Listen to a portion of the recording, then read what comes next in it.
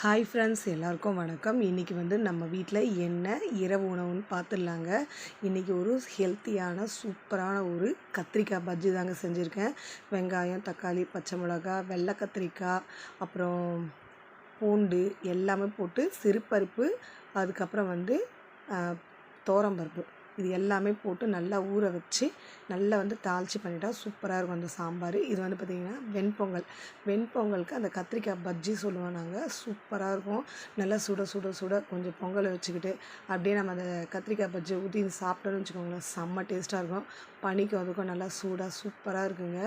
அதுக்கப்புறம் பார்த்திங்கன்னா இன்றைக்கி ஆயில் கொஞ்சமாக தான் ஊற்றி செஞ்சுருக்கேன். ஏன்னா நைட் டைமில் கொஞ்சம் நிறைய எண்ணெய் ஊற்றணும்னு வச்சுக்கோங்களேன், ஜீரணம் ஆகாது. அதனால் கொஞ்சமாக ஆயில் ஊற்றி அப்படியே முந்திரிலாம் போட்டு தாளிச்சாச்சுங்க. இன்றைக்கி தான் ஃப்ரெண்ட்ஸ் நம்ம வீட்டில் நல்லா சூடாக நாங்கள் சாப்பிட போகிறோம். நீங்களும் சாப்பிடுங்க. இந்த வீடியோ பிடிச்சிருந்தா மறக்காமல் லைக் பண்ணுங்கள், ஷேர் பண்ணுங்கள், சப்ஸ்கிரைப் பண்ணுங்கள். பாய்.